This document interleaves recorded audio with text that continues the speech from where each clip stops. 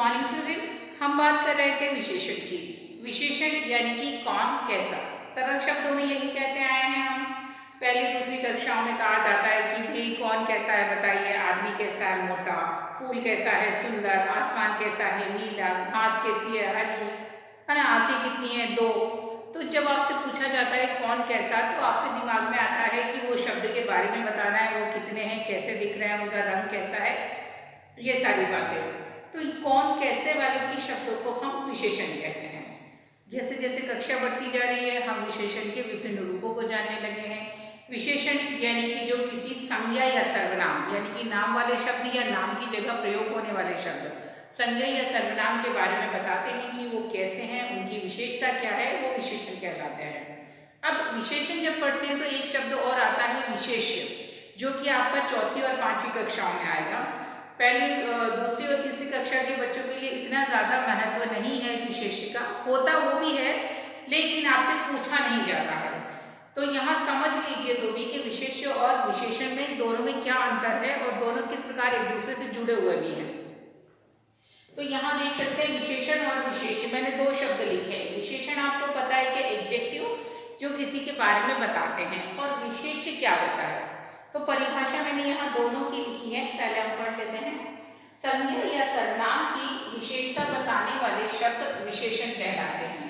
तो ये चीज़ तो आपको पता चल गई कि जो संज्ञा और सर्वनाम के बारे में बताते हैं कि वो कैसे हैं, वो विशेषण कहलाते हैं। हम ये चीज़ बार बार दोहरा रहे हैं।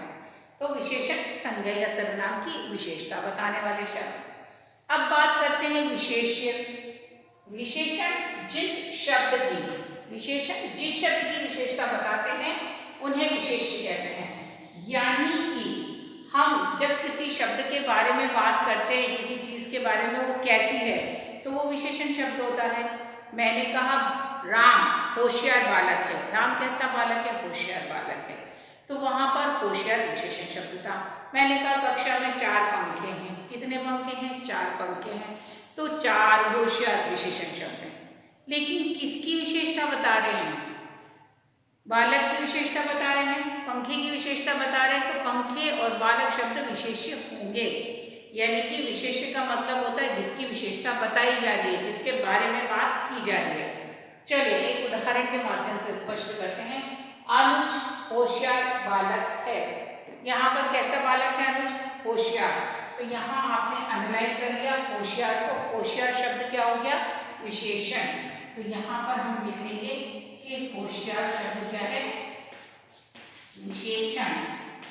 ठीक, ये हमको समझ में आ गया कि होशियार विशेषण है, क्योंकि वो बता रहा है कि अनुज कैसा बालक है, बालक कैसा है? होशियार। तो किसके बारे में बात कर रहे हो आप? अनुज के बारे में। अनुज एक बालक है और बालक कैसा है? होशियार। तो बालक कैसा है? होशियार। तो यहाँ पे जो बालक शब्द है वो हुआ विशेष्य। बालक हुआ विशेष्य, क्योंकि इसके बारे में बताया जा रहा है कि वह कैसा है। होशियार विशेषण और बालक विशेषण। बालक कैसा है? होशियार। तो बालक के बारे में बात की जा रही है ना, तो जिसके बारे में बात की जाती है उसे विशेष्य कहते हैं। तो आपको ध्यान रखना है कि विशेषण और विशेष्य में सिर्फ इतना अंतर है कि जिस शब्द की विशेषता बताते हो वो विशेष्य होता है, और जो विशेषता बताई जा रही है वो विशेषण होता है। जैसे आपने कहा लाल फूल, तो लाल शब्द विशेषण है और फूल शब्द विशेष्य है। आपने कहा पुराना मकान, तो मकान शब्द विशेष्य है और पुराना विशेषण है।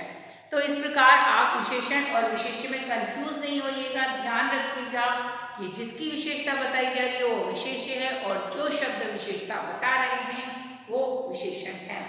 तो परिभाषा लिखिए, उदाहरण लिखिए। इस प्रकार के कुछ उदाहरण स्वयं भी लिखने की कोशिश कीजिए ताकि इस अंतर को आप समझ पाएं। वैसे हम आपको आगे और भी अभ्यास कराएंगे। आप हमारे साथ इसी प्रकार जुड़े रहिए और करते रहिए अभ्यास, और सेहत का ध्यान आपको रखना ही है।